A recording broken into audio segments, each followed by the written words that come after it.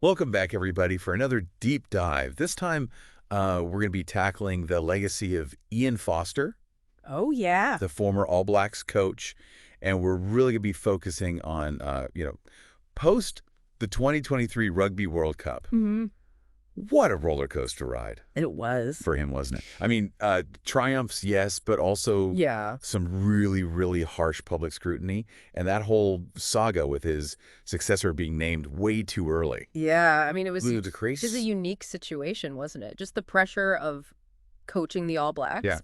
And then you add on top of that, having your replacement announced months before the biggest tournament in rugby. Like, how do you even process that? Okay, so let's rewind a bit for context. Yeah. Foster took over from the legendary Steve Hansen. Mm. Talk about big shoes to fill. Huge. And almost right away, he had to navigate the COVID pandemic, Yeah. which threw the entire sporting world into chaos. Oh, yeah. And then all eyes were on him leading into the 2023 World Cup, Yeah. with expectations sky high as always, Of course. with the All Black. Always are. So you've got... It was a real, almost the sort of redemption arc narrative. Oh, totally. Surrounding him. It was like everyone was waiting to see if he could silence the critics and end his time as coach with that World Cup victory. Yeah, it was almost like a movie plot. Totally. But as we know, it didn't quite have the Hollywood ending. Yeah. They made it to the final, but ultimately fell short. I can only imagine the sting of that loss, not just for the team, but for Foster personally. Oh, absolutely. That final loss was a tough one to swallow. Yeah. But here's the thing. Amidst all the post-World Cup analysis, something really important about Foster's coaching got lost. Okay. He constantly emphasized player development, bringing up young talent, even when it wasn't the popular choice. So you're saying Foster's real victory wasn't the World Cup, but building the next generation of All Black champions. Yeah, like he was playing the long game. Yeah. Even if it meant maybe sacrificing some of those short-term wins. Wow. Yeah. Hadn't thought of it that way. It puts his decisions into a new perspective. Yeah. It's not just about winning today, Right. but who's going to be winning 5, 10 years down the line. Right. And, a year on, we're starting to see those fruits of his labor. Yeah. Those young players, he championed guys like Tupovai, Tamati Williams, Cam Roygard. Yeah. They're emerging as stars on the international stage. Wow. Yeah. It really puts it all into perspective. It's not just about today. It's about the future. Exactly. And think about the All Blacks Player of the Year nominations. You got young guns like Wallace Satiti and Cairo Lomax are getting recognized. Yeah. Foster had their backs early on, and now they're proving him right, That's powerful stuff. Yeah. That's really powerful. Yeah. Okay. But let's be real. Wins do matter in professional sports. Of course. And shouldn't a coach ultimately be judged on those? Of course, wins matter. I mean, the decision to name Scott Robertson as his successor Yeah. 7 months before the World Cup must have been incredibly distracting and added just a ton of pressure. Oh, absolutely. And Foster was very vocal about disagreeing with that decision. Yeah. Which, just intensified the scrutiny on him even more. Yeah. It's almost hard to fathom leading a team with that hanging over your head. Yeah. And it speaks volumes about his resilience and determination to not let that outside noise derail the team's focus. It sounds like he was really trying to stay focused on the task at hand, blocking out all the distractions and negativity. He was. And remember that 2022 Rugby Championship? Yeah. That's the annual tournament between New Zealand, Australia, South Africa, and Argentina. Right. Winning in South Africa is a huge deal. Huge. And, after that shock home series loss to Ireland, Yeah. Foster's job was on the line. Oh, yeah. On top of that, he had to deal with changes within his coaching group. Okay.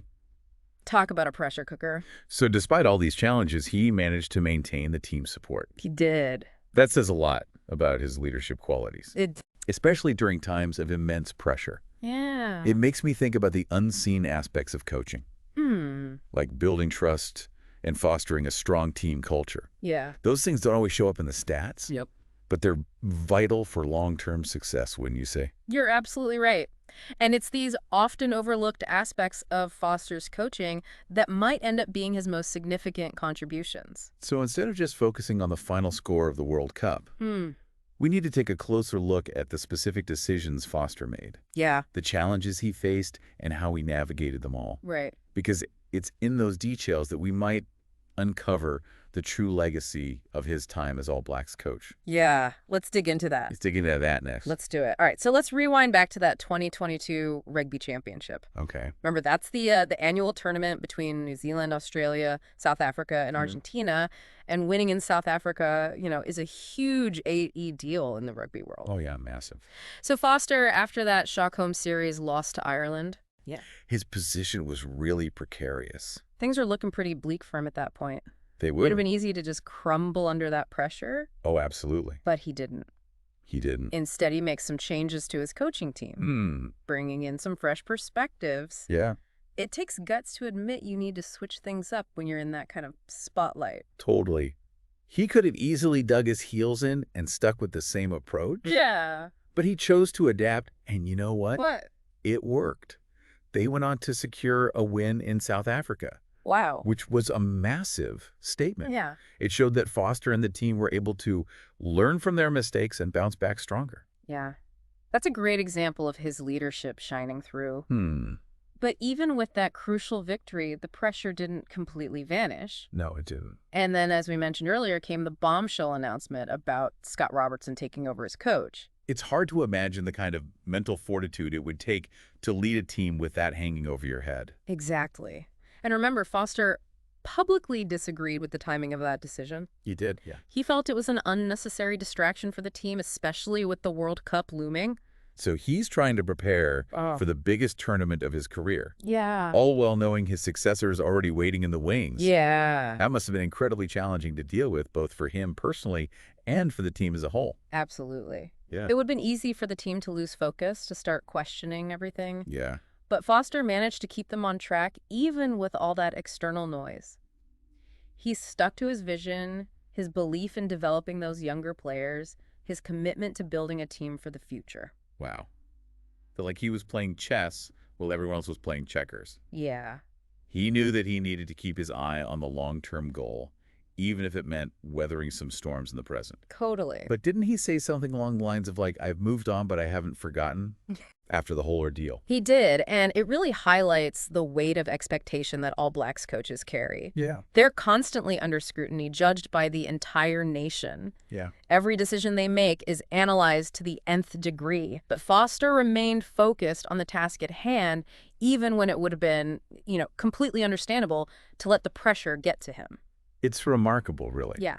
And it makes me wonder, could his legacy actually be enhanced by the way he handled this incredibly difficult situation? It's not just about the wins and losses, Right.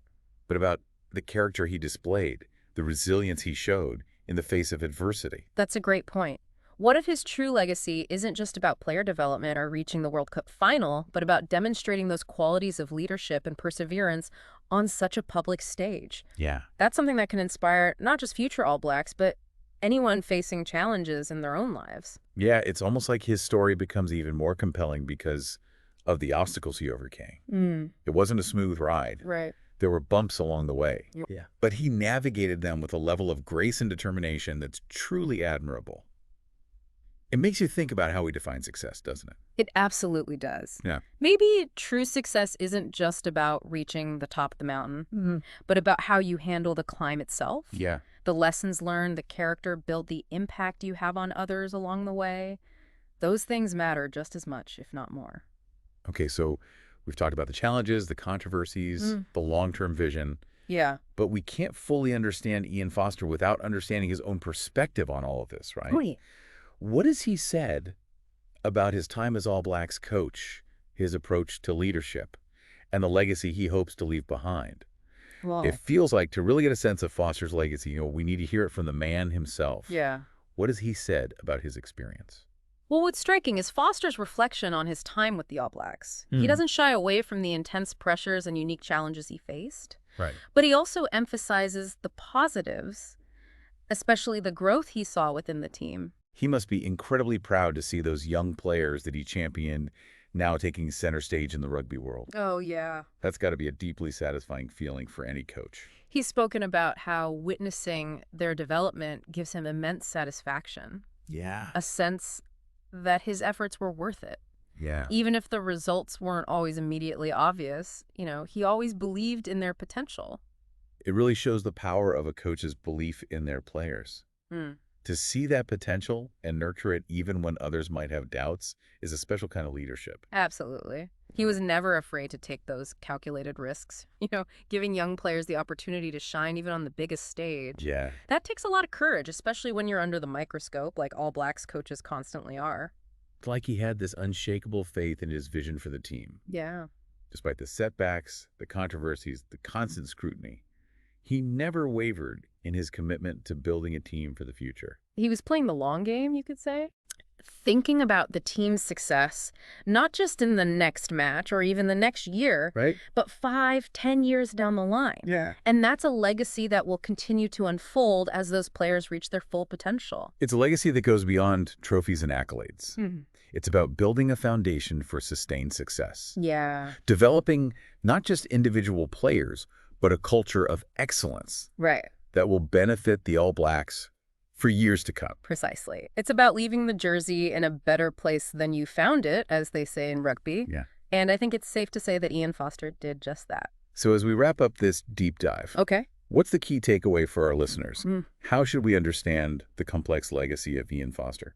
I think it comes down to this look beyond the headlines, beyond the wins and losses, appreciate the nuanced picture of a coach who faced extraordinary challenges, made bold decisions, and ultimately left the All Blacks stronger than he found them. It's a reminder that true leadership isn't always about immediate results or external validation. It's about resilience, character, and an unwavering commitment to building something lasting.